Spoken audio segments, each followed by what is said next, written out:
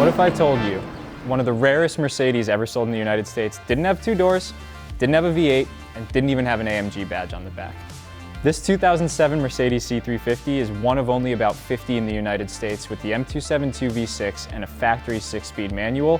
And I got so excited about it, I bought a car I probably shouldn't have. Let's get underneath it and see what's going on.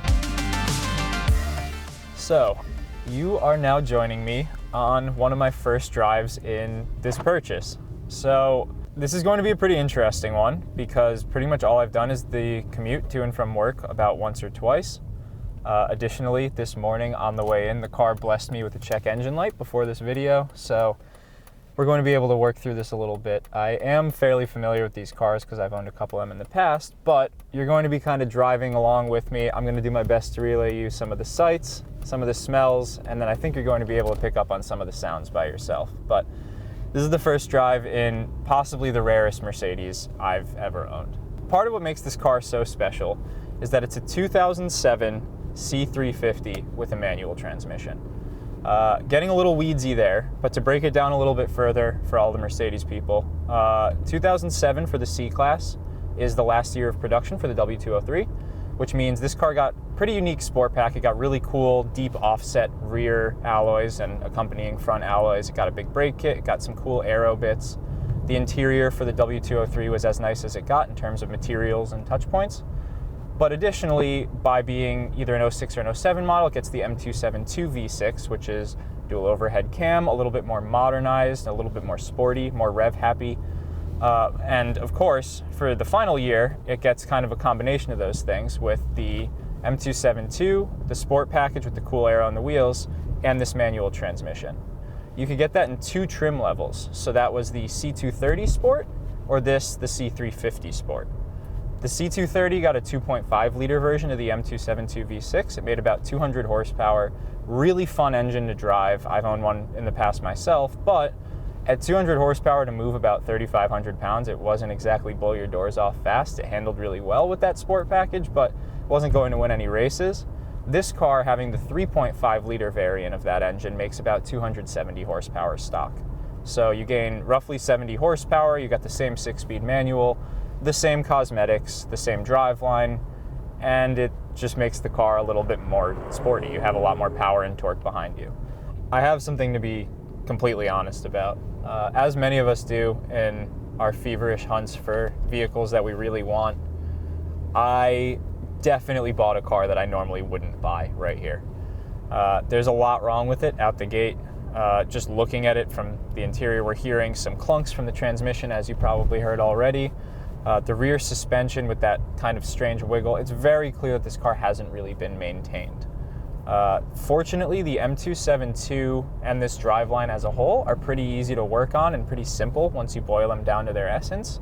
And this manual transmission in these cars is actually very durable. This is the 716.6 6-speed manual made by Mercedes. It made its way into a ton of different cars. The SLK, the R170 chassis, the R171 chassis. It was even in the Chrysler Crossfire, which shared a blueprint with the R170, and of course a bunch of the W203s, as I was mentioning. The tricky part with this one is because of the fact that the C350 with the manual was so rare, they actually only made in 2007 with this cool sports pack. There's only 197 of them left on the road today, including automatic models. So in terms of manuals, it's reasonable to think there's about 50 of them left on the road. So I went and bought this car. Let me rephrase that. I went and looked at this car knowing that I was coming home with it. So in addition to the kind of wallowing that I mentioned, you may be able to hear we have a nice clunk in the back left suspension. It could be a couple of things. I do think the dampers in this car are pretty bad, but I have a sneaking suspicion it's one of those multi-link arms. In this car you have kind of a forward and a rearward control arm in the back, as well as kind of a central one. I would typically refer to it as a camber arm, although in these vehicles it doesn't actually do any camber adjustment unless you replace it with an aftermarket one. Any of those are going to use 2 rubber bushings, therefore it's not uncommon for one of those bushings to be neglected as it begins to fail. So you'll hear right here maybe, yeah, some nice clunking and rattling, and also that could definitely be contributing to the wallowing in the rear suspension. We're now going to throw this car up on the lift, take a look underneath and also inside the engine bay, and see if we can verify any of these suspicions and also point out some of the more common W203 and M272 issues on a manual C-Class. Okay, so we are now back on the lift here at FCP Euro. This is going to be kind of our inaugural look at the car. Haven't gotten under it yet. I did pop the hood a little while ago. I kind of fibbed to you guys in the car a little bit because I had to do some of the accessory components before I was stranded on the side of the road. But haven't pulled off the air filter housing, haven't really looked underneath and seen where all these oil smells are coming from or really how bad it is. So out the gate at the business end here, you can kind of see she's a little rough. These headlights, while yellowed and faded, which is not uncommon, they can be brought back. You can just kind of buff them out like you would on any other car. But as you kind of work your way down, it just gets worse and worse. I'm gonna be totally honest with you. Gravel chips at the front of the hood here. I shouldn't even be concerned about those because there's a giant dent right here that causes this to not sit flush. That's very much indicative of a front end collision, which I usually try to avoid buying. But again, I got kind of swept up in the deal on this one. Down in the front as well, we have this gorgeous C55-esque sport front bumper with the mesh grille and only one fog light. The other one seems to have met its demise, possibly in the same front end collision. Alternatively, maybe just tailgating, and that's where all the rock chips came from on the front of the car. But we're gonna pop the hood here, get our first looks at the glorious little 3.5 liter M272, see what we got going under the hood. Well, this was not factory installed from Stuttgart over here. This likely came either following the front end collision. I'm gonna have to wrestle with this for a minute. I don't even understand this, honestly. The actual hood pull tab that pops out, they're like 15 bucks on our site. So I don't really know why someone wasted a perfectly good coat hanger. There we go. So I may replace that immediately because it's ridiculous. Alternatively, I'm probably gonna be looking for a new hood just to clean this up. But if you wanna replace those, there's just a couple little metal tabs under here. They're really, really easy to do, and it's a super simple replacement to enhance quality of life, so you're not fishing around for a coat hanger or trying to figure out how to pop your hood. That being said, here is our rarity. I'm gonna put the hood up into service position right here. So this, the E35 variant of the M272, being the 3.5 liter, in a 2007 C350. Again, there's only 197 left, according to our VIO data. With the manual transmission, it's a whole lot less than that. So this is kind of the most important part of the car, of this chassis at this point. So I'm going to pull off the front engine cover, which looks disgusting. And then I'm going to pull off these intake pipes, which are frayed. This is super common. So these are a relatively easy replacement. You can kind of find them everywhere. But this one's definitely going to need some new ones. These are also filthy dirty and probably not doing a whole lot to direct cold air into the engine. Additionally, if you look inside there, these are definitely original, it looks like, just based on the amount of kind of oily grime and road dust in there. Obviously, you want to avoid that and maybe replace these a little bit more often, because if you look right here, the actual engine cover, just like on a lot of Mercedes, kind of ducts into an air filter housing. If you look inside here, just all kinds of grime that's going into the air filters. Again, I'm definitely going to want to do engine air filters on this because, as we can see, there's been a whole bunch of nastiness just kind of entering through the years. I'm also going to want to replace these because it's disgusting. I don't want anything to do with this. We're going to pop off the driver's side one rather, and then lift off the engine cover, see what's lurking underneath. I'm starting to get a much stronger odor of oil than I was originally getting. I'll actually disconnect the secondary air pump first. Forgot about that one. It's been a while since I had one of these. And there is the E35 M272. So, that's really bad, actually. What you're seeing over here could be a couple of different things. There's a lot of oil on that valve cover though. The M112 and M113 that came before this, they used rubber valve cover gaskets, lots of rubber seals, so they were pretty leakage prone. These though, and the M273 as well, actually used a sealant, a liquid sealant, that kind of cures over time, almost like an RTV. Therefore, they very rarely have something like a valve cover gasket leak. So the fact that we're seeing this here, I'm not immediately inclined to think it's actually a valve cover gasket like you normally would on like a BMW or an M112 or M113 engine. I think it's actually more likely, believe it or not, that this is due to the oil fill cap. It's pretty common on these that the actual rubber seal itself begins to kind of wear over time just with age and dry up. We can actually see our timing components right inside there.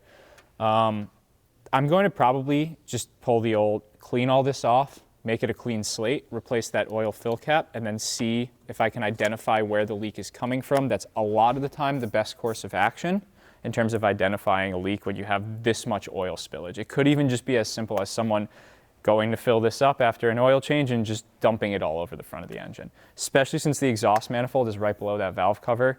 As it starts to burn over time, you would have it kind of evaporating oil all over everything. Step one would definitely be to clean this guy up.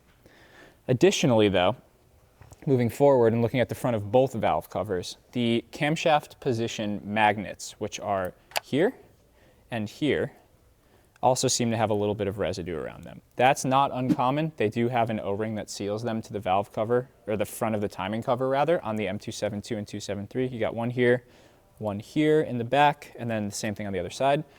It's just 3 Torx bolts that hold them on rather. It's not a huge replacement. It does take a little bit more involvement on the passenger side because the power steering equipment is right in front of it. You're usually going to want to disconnect the reservoir, but they will leak oil over time. It's not a bad idea to just replace them. They're not expensive to do. Fortunately for us, actually looking right here, we have the sacrificial pigtails that you've heard us talk about many a time. So this car got those before my ownership actually. Those are going to keep oil from being wicked up into the wiring harness through those cam magnets. That was a factory Mercedes revision. This already has it done, which you like to see.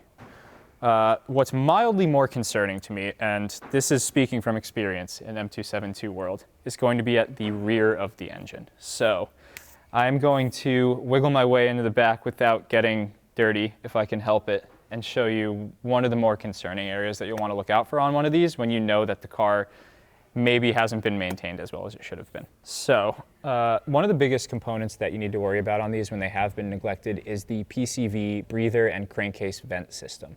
So there's for the most part, we have 2 components in the PCV and breather system. They're going to be one on the driver's side right on top of the valve cover. This one's actually a very easy replacement. It just kind of bolts on and off. The bigger one though is going to be the drip pan and the drip tray, which are over on the passenger side rear of one of the camshafts. So what they do ultimately is the drip pan, which is on the inside and actually reverse threads onto the back of the camshaft, is going to be your oil centrifuge. So that's responsible for your higher load PCV ventilation. On the outside of the motor, which you can kind of see here, the hard black plastic, that is the oil drip tray. So that is actually, it uses a small nylon seal on the inside that actually seals over the centrifuge. That as a whole, the seal begins to erode over time, and what you'll ultimately get is excess oil venting directly into the top of your throttle body. So it goes through this vent hose. I have a sneaking suspicion based on the amount of oil over the back of the motor. If we were to pull that hose off, there's probably going to be liquid oil inside. So that eventually will vent oil back into the throttle body. The reason that's a big concern, besides just adding carbon to the mix, is that this intake manifold, right underneath our ECU here, it has vacuum actuated air intake runner flaps, which are going to actually control the delivery of airflow through the rev range. So at the low end, it maximizes torque. Then at the top end, it'll actually move the flaps to produce power, add as much air into the engine as possible. It's a great system when it's working properly. The issue is when you have excess oil venting into the throttle body, it's ultimately going to make its way into the intake manifold. When it goes into the intake manifold, it gunks things up. And then what ultimately happens is the small actuating arm on the front of this motor that actually moves those runner flaps on both banks will break. It's made out of plastic. That'll then give you a check engine light. It'll give you a code for the intake runner flaps. A lot of people will actually just replace the plastic unit with the metal unit, and that's completely the wrong way to do it, believe it or not. I want to emphasize that you really shouldn't replace that because of the fact that the flaps themselves are held in with small bushings themselves. So if you just replace the actuating arm on the front, what can happen is those flaps can drop into the back of the intake valves, and then you have a very expensive issue as the intake valves chew up the flaps and cause internal engine damage. So when you do get an intake manifold code, if you get one, I would strongly recommend replacing the entire intake manifold because it's probably too far gone. And then at the same time, I would definitely recommend doing the PCV breather system. Again, the rear of the passenger side and the front of the driver's side cylinder head. because those will prolong the life of your intake manifold. We do have service kits for both of these, the PCV breather system as well as the intake manifold with fuel injector seals and everything like that. I did it on my old C-Class that I had. I'm going to do it on this one. And what's nice about that PCV breather kit is it also includes cam plugs. The cam plugs are simply black plastic discs that slap into the back of the cylinder head. We have one back here. We have a couple over here. And if you just look at the sheer, that's hot. If you look at the sheer amount of gunk around those cam plugs, it's actually, I can see dripping liquid oil down the back of the motor. So that, because those catalytic converters are right underneath there, it's probably most of the oil that we're smelling when the car's up at operating temperature. The seals on those have failed. So easy to replace. I believe there's 4 of them. You just pop them off, pry them off. They have like a little O-ring on them, and then you just gently place in the new one. It's one of those things that's so easy to do on these engines, and then you don't have to smell oil anymore. It's great. So I'm gonna pop off the hose on that high load breather. This over here is the low load breather. So this is going to be your kind of putting around town. That's going to be your wide open throttle. Check both of them to make sure there isn't excessive oil in the vacuum hoses. If there is, then I'm going to want to prioritize the PCV replacement because I currently don't have a code for the intake manifold. As far as I know, we still haven't scanned that check engine light yet. But if I can keep from replacing that manifold, I'd like to, as that is a slightly more expensive service. All right, so as mentioned, we did have the check engine light. I suspected it might be a thermostat, so we did just plug in the Autel MX808 for the first time. Generally a very accurate system, which is why I am not happy with what I am seeing. I do have stored codes here for cylinder 1 and 2 ignition coil. That's not tremendously surprising given that these coils seem to be original and also not a hard fix. Moving down the list though, I do have 0856, which is for the thermostat sticking open. Again, we kind of figured that, so I'm gonna drain the coolant, replace the thermostat. Not a huge deal on these. The more troubling one is going to be 0521 stored, so it's not currently active, but it does say diagnosis of the tumble flap in the intake manifold, short circuiting to ground of sensor wires, shafts are stuck in the actuated position. That definitely indicates this car is going to need one of those intake manifolds that I was speaking of previously. Again, at 180,000 miles, I shouldn't be tremendously surprised as it is a very common ailment of the M272 family. But it's a slightly more involved service, so the fortunate thing is you can look forward to seeing a DIY on one of those very soon. In the interim though, that is costing me a little bit of horsepower, either at the low end or at the top end of course, because those flaps are responsible for actuating the airflow and controlling that power inlet. But I'm going to want to prioritize fixing that as well as that thermostat. These ignition coils are a super simple fix, so I can just do it while I'm in there. So we have now verified we're going to need to spend at least a few $100s on this thing with the check engine light for the thermostat, for the intake manifold. We got a bunch of oil leaks. Even just peeking around, I've noticed a couple more. It looks like the oil filter housing, the cooler seal is leaking itself, also super common. But before I start going too far down the rabbit hole, I want to get this thing up in the air, start taking a look at the suspension and some of those transmission and motor mounts just to see what the state of things are and see from underneath if we find any additional leaks or bigger concerns. So let's get this thing up there and start poking around underneath. All right, we are now underneath my unicorn here, the W203 C350. I got my trusty little light, and I'm already starting to find some issues. Signs of previous owners, we got zip ties.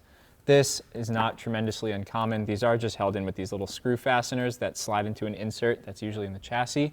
I'm gonna have to find some new ones of those. We're gonna zip this pan down in a second though, just to see if we can identify some of our many oil leaks that this car seems to have. My main priority right now though is going to be brakes and suspension up in the front of the car.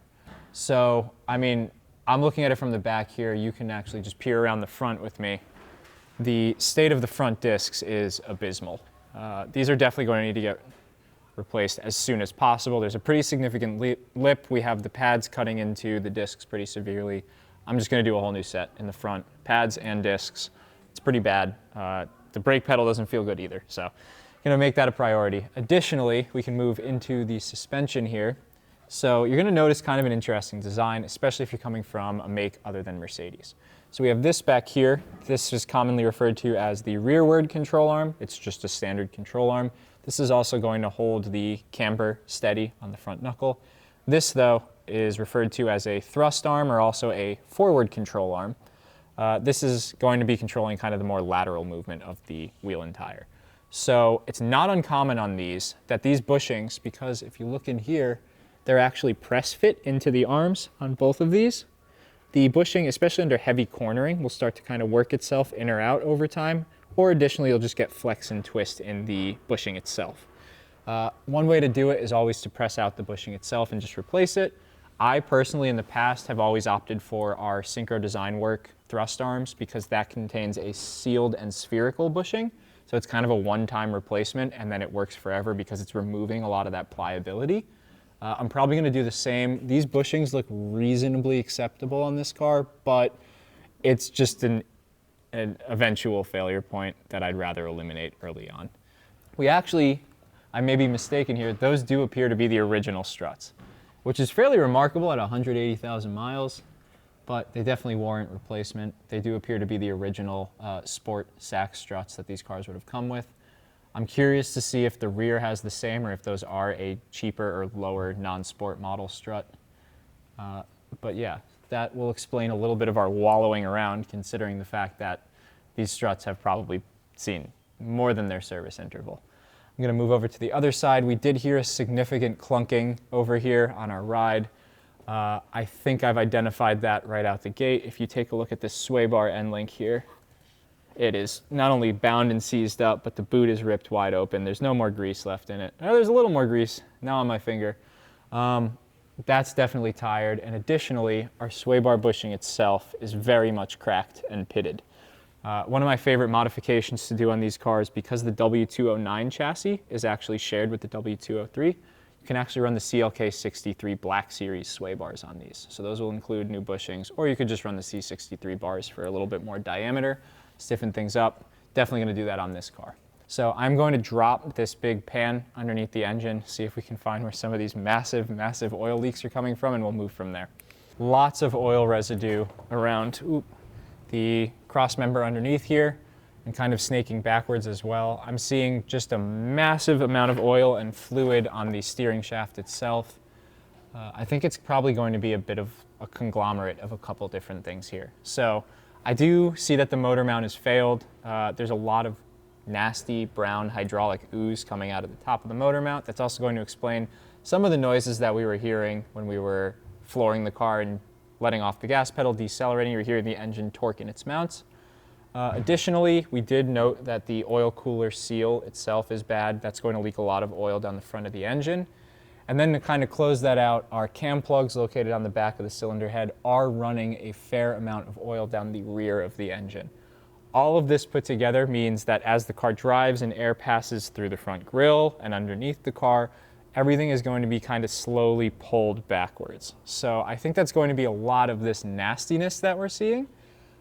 If nothing else, resolving those three issues is going to help drivability, odor, because of the amount of oil hitting this catalytic converter, and also just the amount of oil being retained by the engine. And then from there, I can clean things up and start to diagnose any additional oil leaks. It's possible we have a little bit of something going on here at the oil pan. It's pretty unlikely though, because as mentioned, these cars use that factory Mercedes sealant, so they're pretty leak averse. That being said, I definitely have a couple things I need to tend to here. So I'm going to take a little bit closer of a look at that motor mount, the oil cooler seal, and those cam plugs. And then we're going to move towards the back of the car and also check out that trans mount, because I still have a suspicion that even though this motor mount's definitely bad, trans mount might be bad too. Moving towards the back of the transmission here, our flex disc looks reasonably okay. The transmission mount does look a bit dry rotted and also has a little bit of a split in the rubber. I guess that noise that we were hearing, the big thump while driving, was actually primarily the driver's side motor mount, but this definitely warrants replacement and is also definitely moving a little bit too much, just not enough to cause that massive bang we were hearing. That's going to be that motor mount. Moving backwards on the exhaust, we have our secondary catalysts, our drive shaft coming right through the top here, as well as our shift linkage above it. All of that looks totally fine. These exhaust unions have seen better days. The bolts, I don't know about on your side, yeah, pretty much the same, non-existent anymore.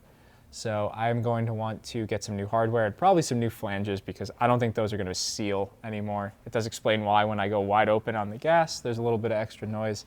It's just blowing straight out of there. So keep working our way back. Those bolts also need to be replaced. Differentials in these generally are fine. The one that we're going to want to keep an eye on is the multi-link rear that we were talking about earlier. So if you kind of scooch around here, we do have one control arm, another control arm. We have a sway bar end link that comes over the top over here. And then we also have this big old spring bucket itself, which in itself has rubber bushings. So it's also kind of a control arm in its own right. All of these look relatively original, including the struts and the springs. So once again, I do think some of this clunking and shuffling we're hearing in the rear is just really tired rubber components. These all are pretty cracked and dry rotted, which will definitely cause a shuffle under acceleration. The end links are also original, and a really good way to, you have your end link right here and here. The sway bar itself definitely corroded. This is a ball joint right here that's cracked and flaking. Same thing with the upper, as I was mentioning earlier, the camber arm. So lots of nastiness. I kind of want to rebuild this whole rear suspension. And a really easy way, if you have had the same set of tires on the car for a while, to tell that these components are failed. These are relatively new tires on this one. You'll start having very odd camber and toe wear.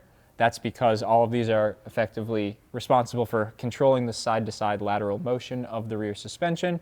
They're not supposed to move from the factory, but once you start getting some play in those bushings and ball joints, you're going to have unnecessary flex, which is going to result in very abnormal tire wear. So up front out the gate, the 2007 W203 Sport Package looks very similar to an AMG. You have this nice mesh grille at the bottom, the kind of more aggressive lower valence. I am missing a fog light, whether that was a tailgating incident and a rock being thrown up, or whether it was part of this seemingly fairly obvious front end collision this car was in at some point. I don't know, but relatively easy replacement. It's just a fog light for the passenger side. Additionally, the hood is sitting a little bit askew due to this front end damage once again. So I'm probably going to be on the hunt for a W203 hood. Fortunately for me, Sport Package, non-Sport Package, 03 all the way through 07, these are pretty much the exact same hoods. So this is a relatively easy junkyard replacement if I can just find a white one. That'll keep my life easy. But moving around the side of the car, we have a little bit more of a problem. So besides some obvious side swipe damage as well, if you look down at the lower portion of mainly the front passenger door, but also a little bit of the rear passenger door here, you'll see some pretty heavy corrosion. Looks like it was covered by house paint. I'm not 100% sure. This is actually a very common issue on early W203s. So like 03 up until 05-ish. Around 05 when they facelifted these with the M271 compressor in the C230, they fixed that and you don't really see the rust at the bottom of the door. This being an 07, the fact that it has that rust at the bottom of the door definitely suggests that this car might have gotten hit from the side as well at some point, which was not on the Carfax. And then received earlier model doors as a replacement. I can't stand that, so I'm probably also going to be hunting for a passenger front door as well. And then to kind of drive that point home even further, if you check out the door seal on the inside of this passenger door, it's sagging down pretty substantially. We have some plastic trim fasteners for interior. These are definitely not factory. Just kind of stitching this thing in, which makes for a good amount of wind noise on the highway as well. So I'm going to be on the hunt for a white passenger side door, preferably off of a later model car so I don't have to worry about it rusting in the future. This guy is not quite as bad, but it's also not good. So if I can find one car that maybe has front end damage so I can grab both of these doors, or even better, has rear end damage and I can grab a hood and both of these doors, I would definitely like to do that. The paint is a little bit tired going all the way around the car. Just an unfortunate circumstance of a car being slightly older and white. There's also a lot of dirt on it. I haven't done much to clean it up yet on the outside. The inside I put a lot of effort into. But we do have just kind of broad scratches, dents, things like that. The rear end does look a good deal better than the front or the side of the car, but we do have some cracked paint here as well and a nice sized dent. I don't know if you can see that one, but kind of the synopsis that we've been able to come to is the car was stationary, was rear-ended, and pushed into something else. What happened on the side? No idea, but something definitely happened there to have that rust. W203s, the ones you're going to want to look out for, going to be the 03, 04, and even the coupes in 02. They're going to have that rust on the bottom of the doors. They're a lot more rust prone. Even at the back of the fender where you'll commonly see a lot of Volkswagen, BMW right here, this is a very common spot for those earlier cars. After 05, when they did facelift them, the cars got a lot better.